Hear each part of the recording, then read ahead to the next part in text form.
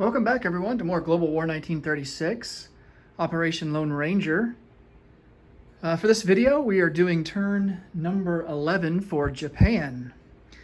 First off, I'm going to talk about some goals for this turn and maybe a little bit of strategy. So we, of course, we have the option to declare war on the United States if we want to. We also have some special abilities, and I'll come over here to the reference sheet for Japan and kind of explain what's going on in terms of that. So we get the surprise attack special ability as Japan, and which basically means that we can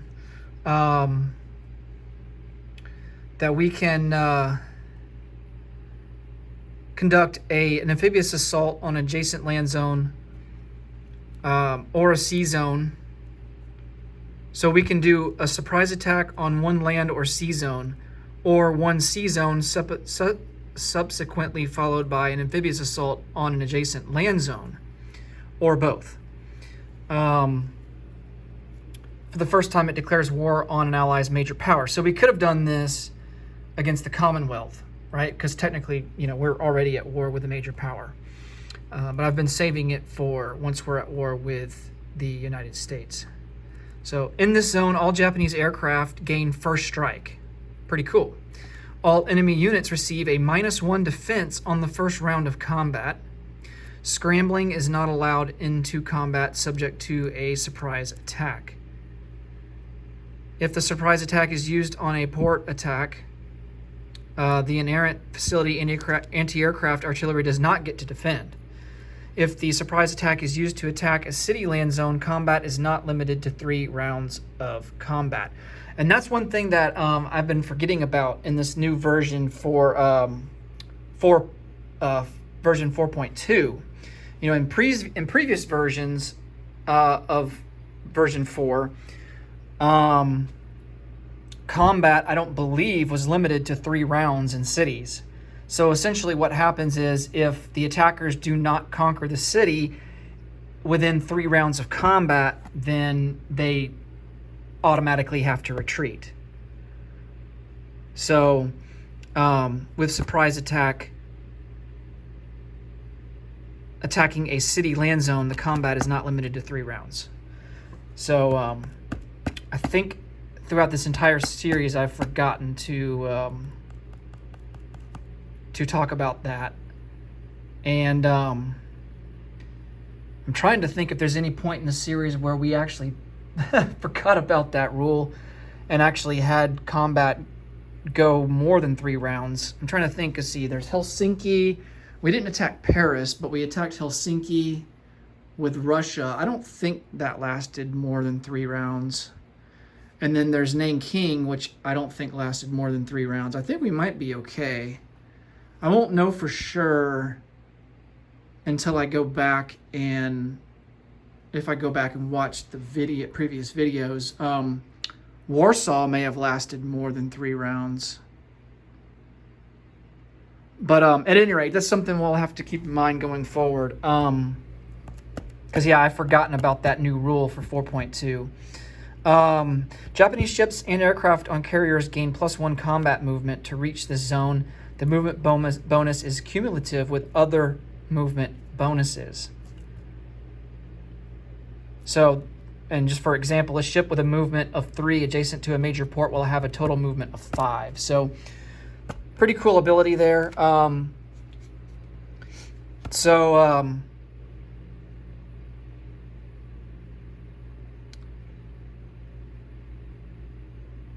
The first time it declares war on an ally's major power. So, we didn't get to use this special ability because I didn't even think about using it because I forgot about it.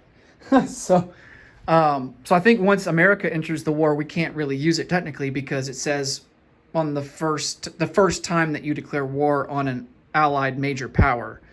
Which, of course, for us was several turns ago, back when we declared war on the Commonwealth. So I guess I guess that means that we can't use the special ability of surprise attack, which kind of sucks. So something else to keep in mind, maybe for the next game. And I mean, it just shows that there's so many different. That's what makes this game so good, is that there's just so many different aspects to it that make it deep and make it very immersive.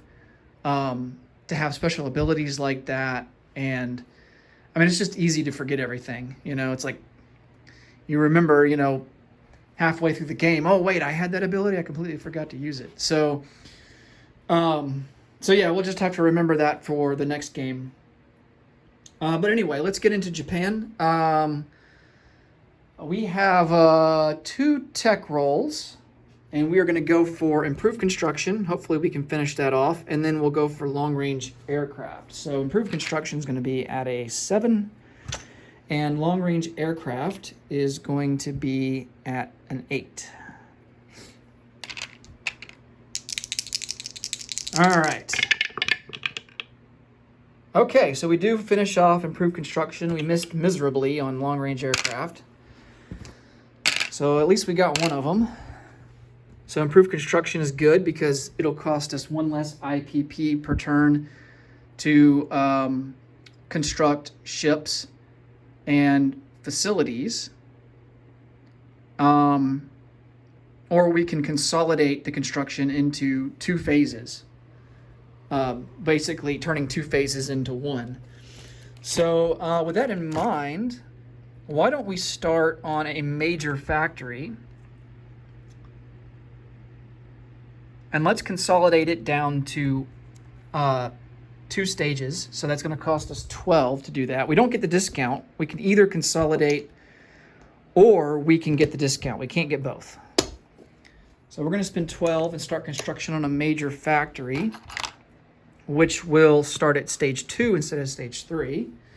And we plan on putting that in the only homeland zone that we can put it in, which is going to be Honshu.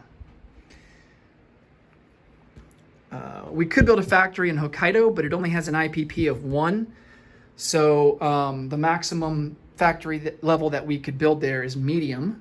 It has to have an IPP of at least 2 to build a major, and Honshu does have 2. All right.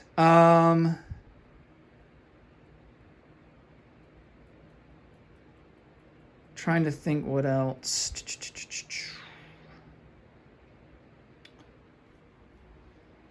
What else do we want to buy? Well, let's go for 2 more attack naval transports. Let's load up on those guys. That's going to cost 7 each. So we're going to go 14 for that.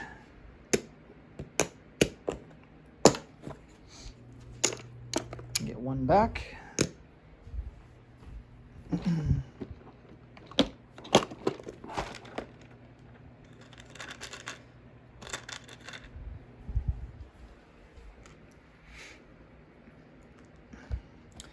And let's see. Let's produce more Marines. The maximum that we can make per turn is 2, so it's going to cost us 8. It'd be cool with Amphib Doctrine if once you get that technology, you're allowed to either there not be a limit on how many Marines you can buy per round, or maybe double the amount, so you can buy 4 per turn instead of just 2. Same thing with airborne. Well, can you buy more than 2 airborne per turn? Let me look that up. It should say in here. Yeah, purchase maximum of 2 per player turn, airborne. So yeah, same thing with the airborne doctrine tech. It'd be cool if it would increase the amount that you can purchase per turn. All right, so we have those 2 Marines. Let's see, what else do we want? We could buy more militia to defend our home islands. You know, that because it's our considered home country, we can build as many militia as we want there. There's no limit, right? Outside of home country, like say Rihi, for example, we could only we could only have one militia stationed there. So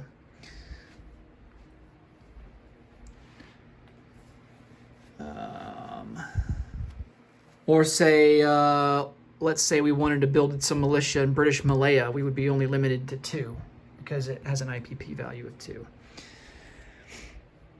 Let's see. It might be a smart idea to reinforce with militia, actually.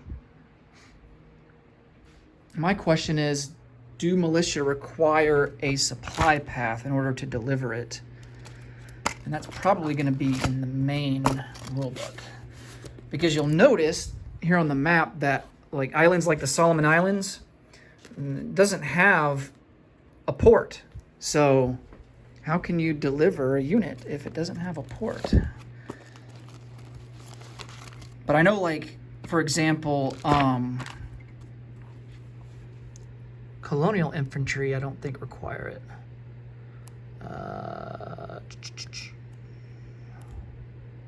Upgrade requires a supply path.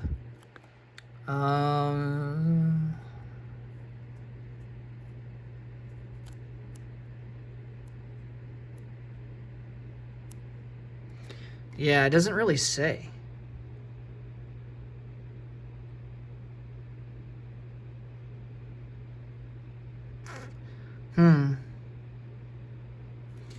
It might be in the unit placement portion.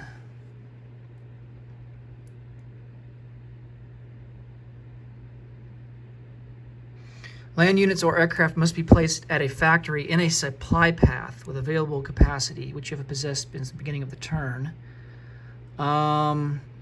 Militia are not built via factories.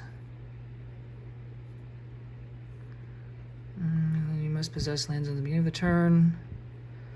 Yeah, I mean, I think with colonial infantry and militia, since they're not produced at factories, I mean, you don't have to have a supply path. You can just place them. So let's see how many militia we want. We definitely want to reinforce some of our islands here. So like the Solomons, 1, 2, 3, 4, 5, 6, 7, 8, 9, 10. Definitely 10 for sure. So 10 militia is going to cost us 20.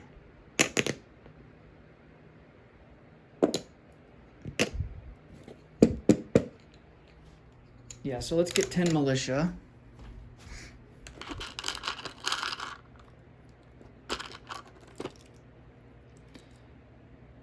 4, 5, 6.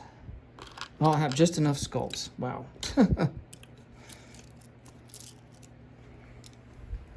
All right.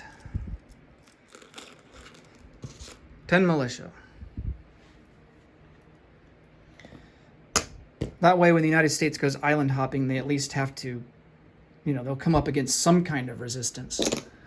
I'm not just going to give it to them for free. Let's see, what else? We have 13 left to spend.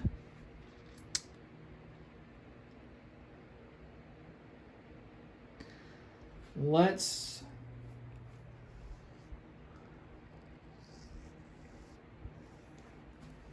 start construction. Thinking about starting construction on another carrier. 10 to consolidate. Yeah, let's do 10 to start construction on a carrier at stage 2, and then 1 infantry.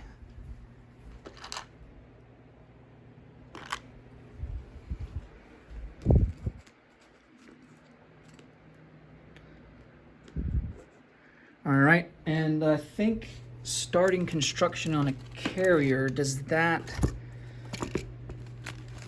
boost up the U.S. by anything?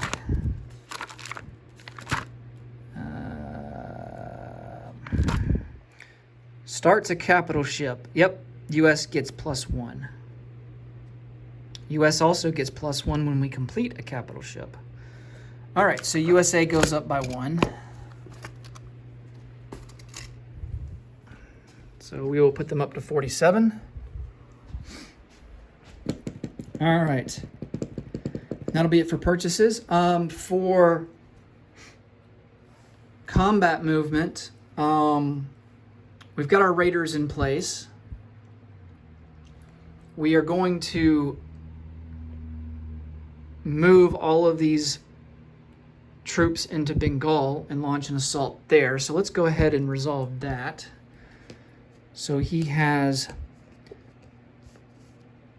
2 Gurkhas. They only get a bonus in jungle terrain on the attack, not on the defense. So, but we might actually get jungle terrain vehicles get -2. Ouch.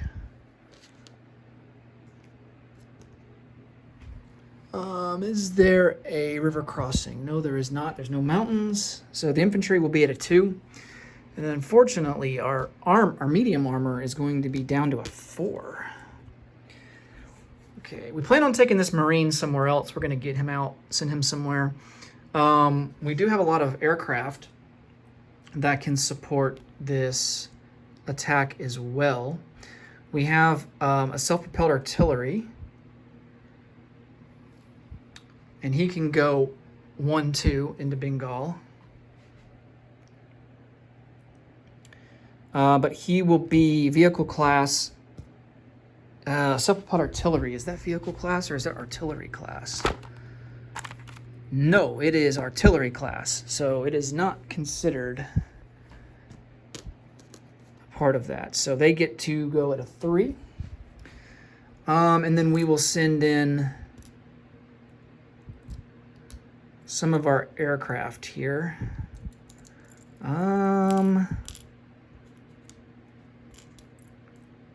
3 tactical bombers and a medium bomber.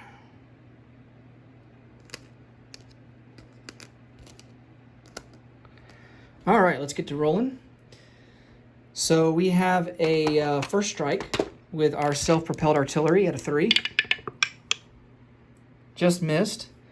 We have 3 tactical bombers at a 7. They all missed. A medium bomber at a 7. Oh, there's a hit. And then we have 2 armor at a 4. Both misses. And then we have 3 infantry at a 2. We get a hit that we need. Oh, man, by the skin of our teeth. And then he gets a defense at a 4. 2 at a 4. Oh, he gets 2 hits. Ouch. Yikes. All right. We'll lose 2 infantry. 2 of our infantry for 2 of his Gurkhas. All right, so we take over. We take over Bengal, and that's worth 1. So we go up 1. We are tied now with the Russians and the Germans. Getting kind of crowded there at 52. And then the Far East Command goes down 1 to 7. Okay. So 2 of these, well, 1 of these tactical bombers is going to come out and he'll have a range of 1, 2, 3, 4. I kind of want to divert some of my Navy to the east. And then he has a range of, actually has a range of 5, so he can actually come out to P50, which I will do. And then these other 2 tactical bombers will just come back into Siam, along with this medium bomber. We'll put our units here into Bengal.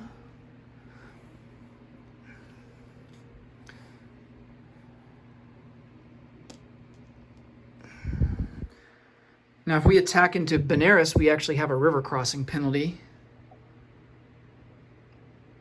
That only lasts for the first round of combat, and it's a -1. I think it's a -1 to all land units, except for artillery. It doesn't affect artillery, because they can just shoot over the river. They don't have to go through it. Okay. So that's that battle. We are not declaring war on the U.S., not yet. And my reasoning for that is pretty simple. So even if the U.S. were to roll a 12 on their next income increase, it would only put them up to 57, 58, 59. So the max they can roll is a 12. They need to get to 63 to get to their wartime income. So if we declare war, they automatically go up to their wartime income, and they get a free 4 IPP from us. So, and odds are they're not going to roll that high. So we don't want to give them free IPP by declaring war on them quite yet. So next turn we can reevaluate and see if that's something what we want to do. And the reason for that is, the Axis are in the lead right now. We've got a lead by 1, 2, 3, 4, 5, 6, 7, 8. It's 8 to the Allies' 5, right? And so, at this point,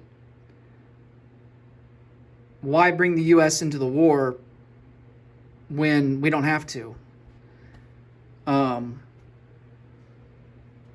Since we have such a, we have a decent lead right now, so we can kind of just, sit back and wait till they get closer to the wartime economy, and then maybe get a little more aggressive. And it gives us more time to deal with Australia and deal with the Far East Command too. So now, once the U.S. hits their wartime economy, once they get to 63, then they can be the aggressor, and they can be like, all right, Japan, enough is enough, and we're going to declare war on you to kind of stop you from your expansion. Because, since the Axis are in the lead, the Allies are going to have to be a little more aggressive as the game goes on, because eventually time's going to run out and the game's going to end. And so that's when the America is going to have to get a little more aggressive if the Axis aren't being aggressive, and try and make some inroads into the Axis advances and try to get some of those strategic objectives back. All right, so let's.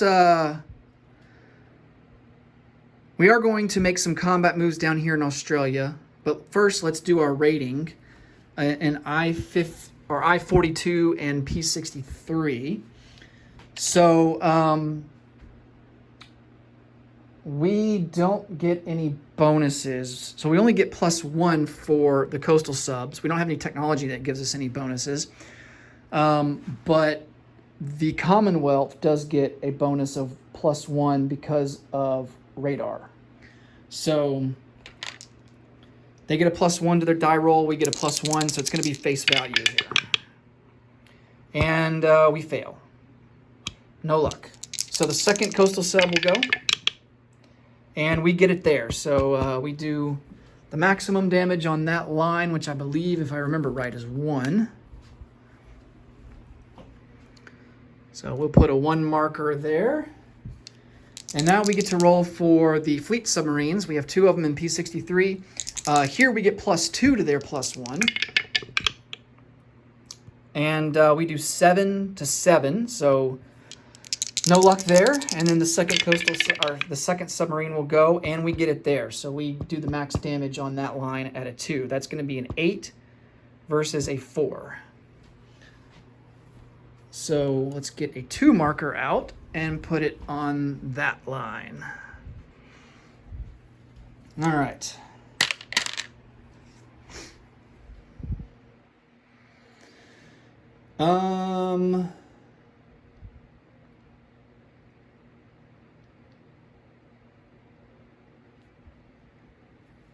Now for Australia, let's see what we can do here.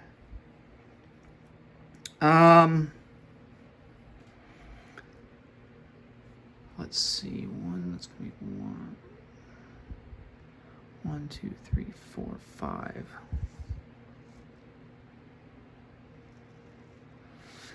We could declare war on the United States and easily take Guam, Wake, possibly Midway. Although I think I'd rather go up into Alaska. and the Philippines. I mean, it's free IPP, not free IPP, but I mean, you know, we could easily take the Philippines using our attack naval transports. We got plenty of units there. But like I said, we don't want to give them free IPP. We wouldn't really gain much by doing that. Now, we would get bonus IPP for taking the Philippines. And I think it's one of these down here. Yeah, Philippines. So we would get an extra bonus of 2 IPP, putting us up to 8 for that. But like I said before, is it worth it? Because the U.S., we get so much of a boost in their IPP that it's almost not even worth it yet. Let them earn their IPP first, and then we can make a move. So let's take this transport here, load up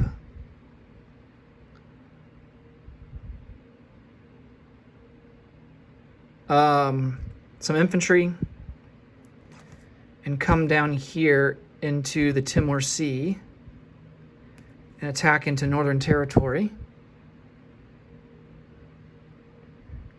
And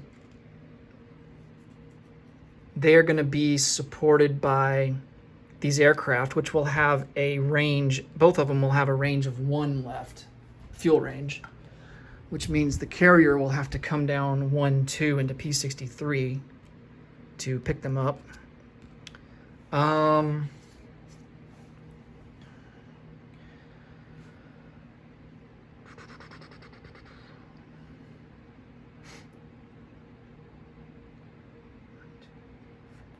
that's not going to work. Let's see if there's a way for us to attack South Australia. I'm not confident. Now, 1 Marine would be boosted up to a 3 with our artillery. But if we lose anything, he's got reinforcements back here, so that would be kind of rough. Oh man, let's see.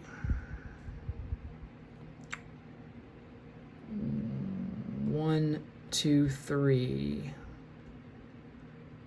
4.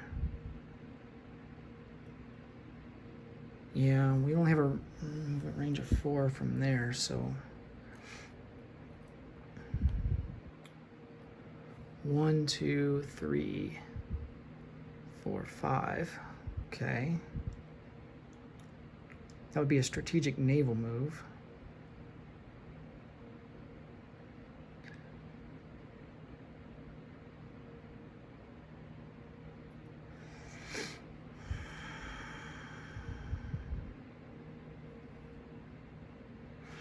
Let's bring a destroyer down, and he'll take this Marine into Northern Territory as well. And we're going to try it.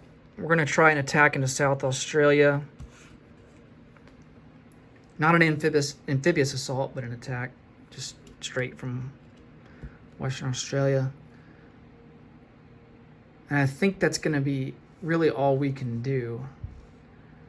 We're going to have to reinforce Australia in the non-combat phase, for sure. Okay. Let's resolve Northern Territory first. It is an amphibious assault, but we do not suffer... Yeah, we no longer suffer double casualty because we have the technology.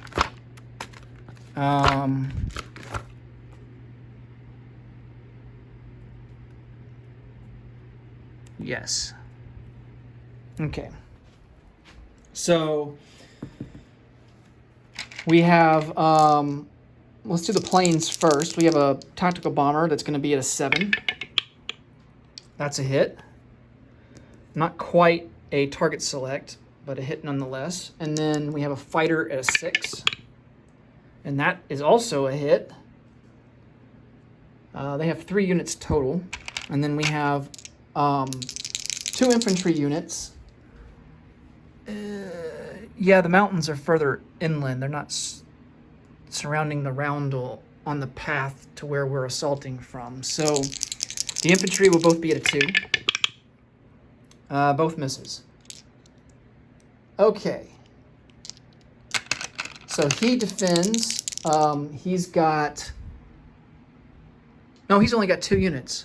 I was thinking, this is why I need to spray paint my units, so don't confuse them. I thought he had 3. No, he's only got 2. So he has a motorized unit that's going to be at a 4, and he gets a hit. And then he has a militia at a 2, and that's a miss. All right, so Japan takes Northern Territory.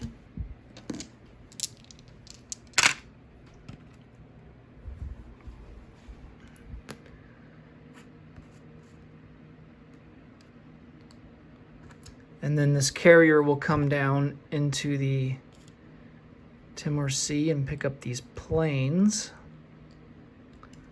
Technically, it's a part of the non-combat phase, but I mean, as long as we can keep it straight, it's all good.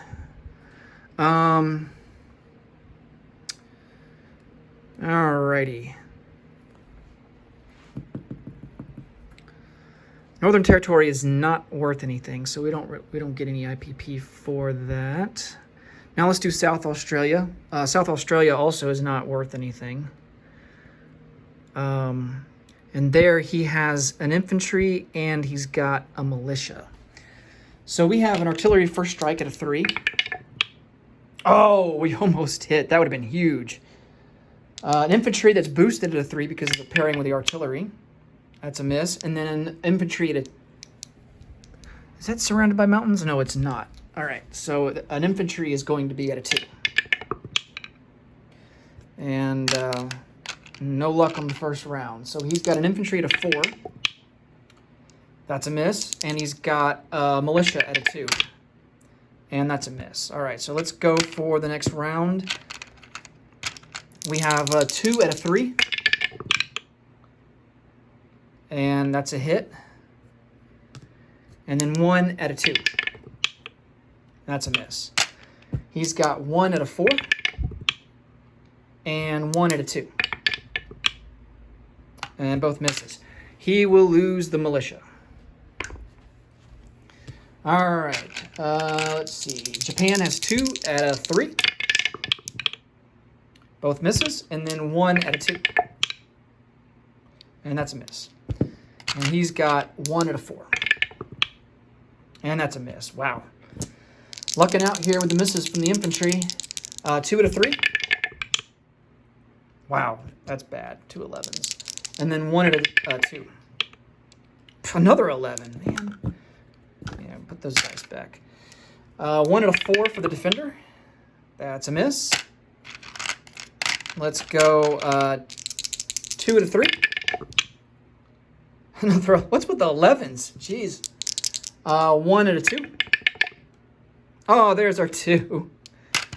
All right, and the defender gets 1 at a 4. Watch him hit. No, he gets an 11. Another 11. Go figure. Golly, I've never seen so many 11s in my life. All right, so we take South Australia. We're getting low on roundels here. That's not worth anything. All right, so that's all for the combat. Let's do non-combat now. We are going to bring a fighter onto this carrier. We're going to bring a fighter that's going to non-combat move onto this light carrier that's here in the Bay of Bengal.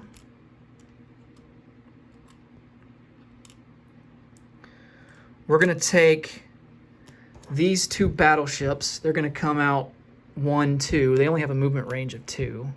So we're going to start shifting them east. The battle cruiser we will keep here in the Bay of Bengal. We're going to also take 3 heavy cruisers, and they are also going to come over one. They're going to come over 1, 2, 3. The Syllabus C. That's P-51. And we want to keep somewhat of a force here in the Bay of Bengal in case the British decide to send some of their navy over. Torpedo boat destroyer. we'll keep in the Bay of Bengal. And then, do we want to keep a destroyer here too? In case they send submarines over. Yeah, we'll leave a destroyer here as well. And then, oh, we got to do combat into Sikiang. I forgot about that. That was another move I wanted to do. All right, so let's send these 2 transports. We're going to pick up this. One transport's going to pick up this Marine that's in Burma, and he's going to come 1, 2, 3, 4 all the way up to P32. And we will drop him off at Formosa. And on the way, we're going to pick this guy up in Hong Kong and also drop him off in Formosa. And then this other transport, he is going to come by Sarawak and pick up this infantry and also dump him off into Formosa.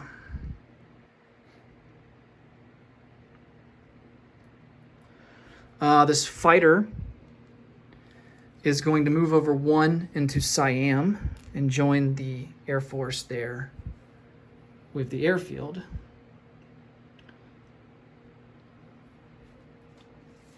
The rest of this fleet here will join, that's 2 light cruisers, 2 torpedo boat destroyers, and 2 regular destroyers. They will join the fleet here in P63. Now let's move these raiders over. Okay.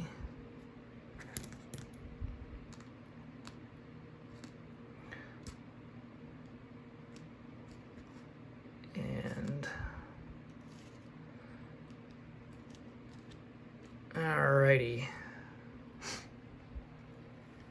And then these 2 transports, we're going to send them back towards the home country to pick up more units. So they're going to go 1, 2, 3, 3. They can only do 3.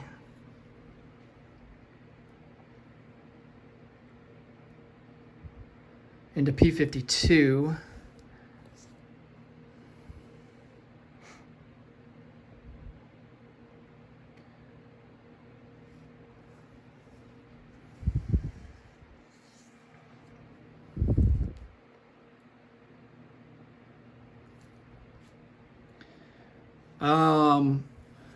We'll wait to non-combat move those units until we deal with Western China here. Well, we got all the rest of the non-combat moves out of the way. So, yeah, let's put this here on the battle board. See if we can't finish off the CCP.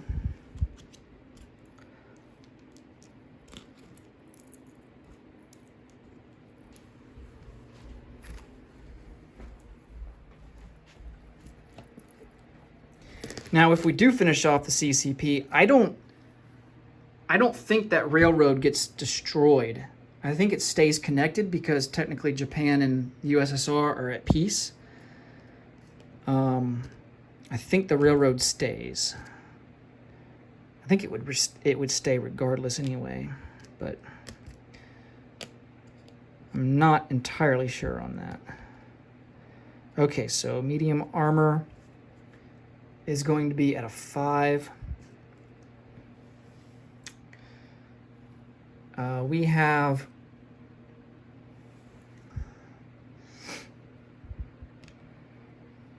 one airborne that's going to get dropped. He'll start out at a 3. Well, we're going into mountains though. Would he start out as a 3 and then go down to a 1? No, he'll start out at a 2 because we're dropping into mountains. The Roundel is surrounded by mountains. So we do get the mountain penalty. The other airborne will just walk in, and he'll start out at a -1. So he'll start out at 1, along with this infantry. And then we have 6 mountain infantry, which are going to come in handy big time. So we have 4 artillery that we're going to pair with them. So 4 mountain infantry are going to get boosted to a 3. And then 2 mountain infantry will stay at a 2. And the artillery will have to be going down to a 2 because of the mountains. Okay. And I don't think we have any air support, which kind of sucks, but we don't. Nope. Alrighty. So we have artillery. We have 4 artillery first strikes, and they are all going to be at a 2. And no luck. We have 4 mountain infantry at a 3. Oops. No hits. Roll this last one here. Oh, we get a hit there with that one. Okay. We have 2 mountain infantry, 1 airborne at a 2. There's a hit. And then we have an airborne and a regular infantry at a 1.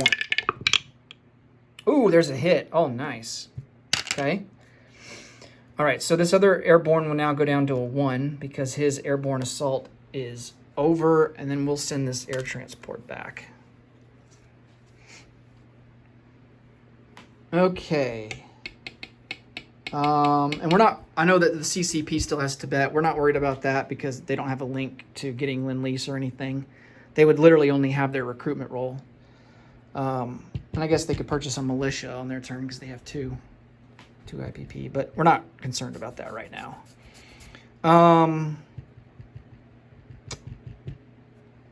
He has a tactical bomber defending at a 5. He gets a hit. He would have, let's see, he would have had a target select at a 3, but he just missed it. Medium armor at a 5. That's a miss. And then he's got 4 infantry, all at a 4. And he gets 2 hits out of that. Wow, so 3 for 3 there. 3 casualties inflicted by both sides. So we will lose both of the airborne and 1 of the infantry. And he will lose 3 infantry. All right, we go for round 2. We have a 4 mountain, rather, at a 3. All misses. 4 artillery at a 2. All misses. And then 2 mountain at a 2. All misses. Wow, that was a terrible round. He's got a tactical at a 5. And he gets a hit, man. That tactical. Woo. Medium armor at a 5. That's a miss. And then he's got an infantry at a 4. And either way, it's kind of cocked, but either way, it's a miss. So we will lose a mountain infantry. Really hurts when you don't inflict any casualties when you're on the offensive. All right, 4 mountain at a 3. 1 hit. Okay, at least it's something. 4 artillery at a 2. There's a hit. And then we get 1 mountain at a 2. Ooh, and there's another hit. All right. So that wipes him out. He does get to defend, though. So 1 tactical at a 5. Oh, man, that's 3 hits for that tactical bomber. Jeez. Medium armor at a 5. That's a miss. And then infantry at a 4. Well, I tell you, that tactical bomber held up his end of the bargain. Let me tell you. Jeez. He pretty much pulled the team on the defensive end there. All right, so we lose another mountain. And then he loses all 3 of his guys remaining. And then we take over Sinkiang.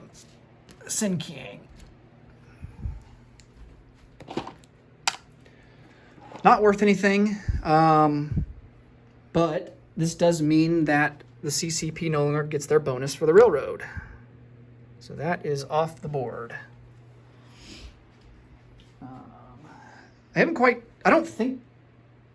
the CCP does surrender when they lose all their territories. Let me double check that. CCP never surrenders. All right, so. But, I mean, they wouldn't be able to receive Lend-Lease or anything because they don't have any territory. So it just means that they hold on to their IPP.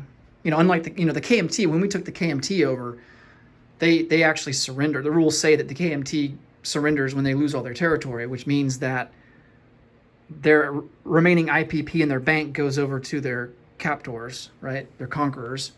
But in the case of the CCP, because they never surrender, any IPP that's in their bank, they don't have to give to their conquerors. So they would just hold on to it, and in the event that the USSR comes in and liberates them, then it would reactivate them, and they would be able to use their IPP from that point going forward. So, all right.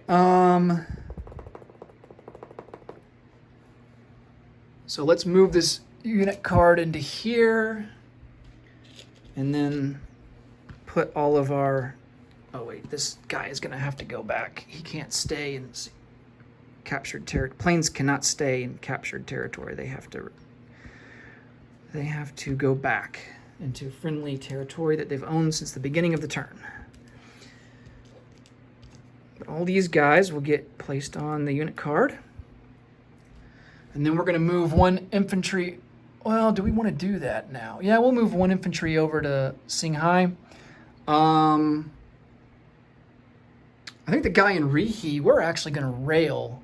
He is going to come all the way down, and he's going to... There's a rail connection all the way down to Bengal, Bengal that we just took over. So he's going to non-combat move all the way down there.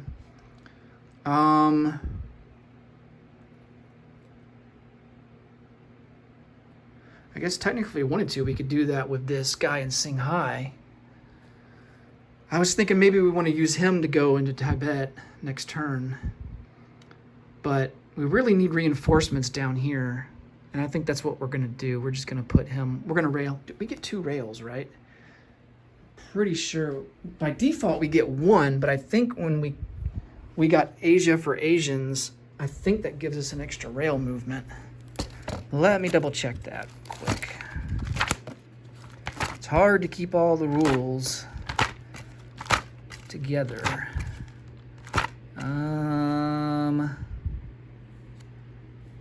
Nope, that doesn't give us... It's actually access to resources, which we do have.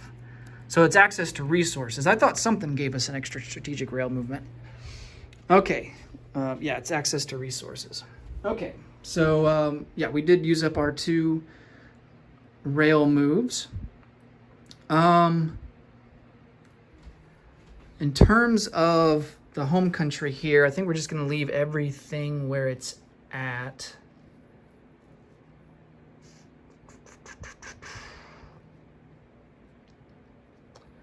Yeah, I think we're just going to leave everything where it's at for now.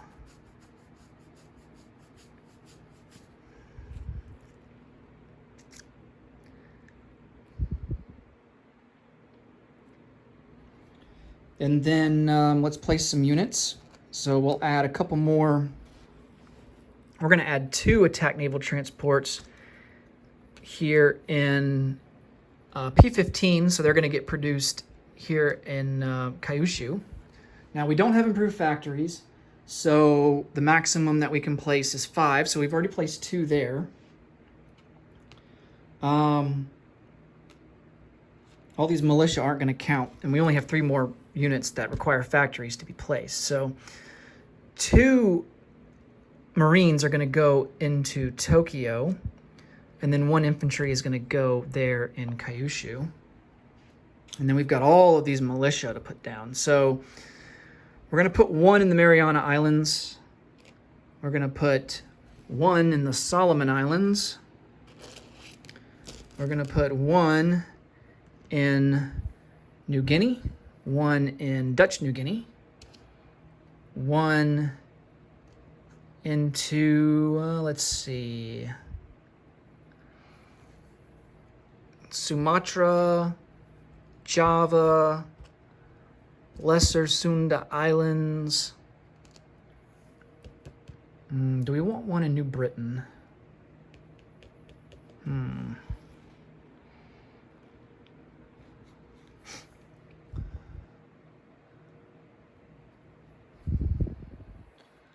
I think we put them in one in Sarawak, and then we'll put Borneo's worth 2. We're gonna put one in Borneo to join that seaplane. Okay. At this stage in the game, I think we're just trying to find a balance between being aggressive and attacking, but also defending what we've taken over. Because the more the game goes on, yeah, we want to stay aggressive, but at the same time, like I mentioned before, we have the lead. So there comes a point where we don't have to be so focused on the offensive that we forget to defend important territories. So we can start to transition a little bit more towards defense and kind of becoming a little bit more defensive minded at this point. So, and maybe that's a mistake. I don't know. We'll see. Oh, I forgot a militia. Where do we want to put him? Let's put him here in these islands down here because it's worth 1. Okay. I believe that is all for Japan. Now let's collect some IPP. So I know we don't get any bonuses for taking Australia down here, but in terms of Bengal, I don't think we get anything for that either, but let me double check. Yeah, I don't think we get anything until we take either Hawaii, Luzon, and the Visayas.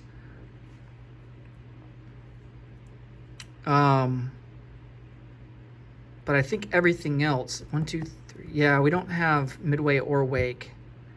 So we have 7 there, which, yeah, corresponds with this one right here. So 7, and then 6 for China. No, wait. The 7 includes China. This is 6 for the different islands, which I think we can max out at...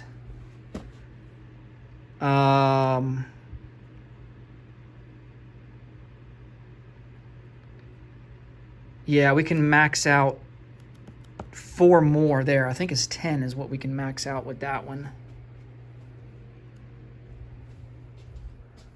So,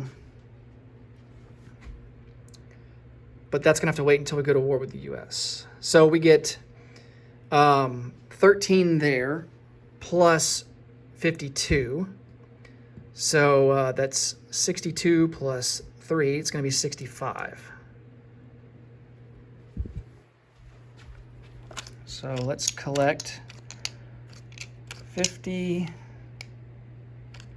60, 2, 3, 4, 5, 40, 50, 65. I'm going to double check my math there, make sure it's all good. So we get bonus of 13. So the base is 52, plus 10 is 62, plus another 3 is 65. Yep, that's correct. Okay, that will do it for Japan. Thank you, everyone, so much for watching, as always. I hope you take care, and I will see you in the next video for the Commonwealth. See you later. Bye-bye.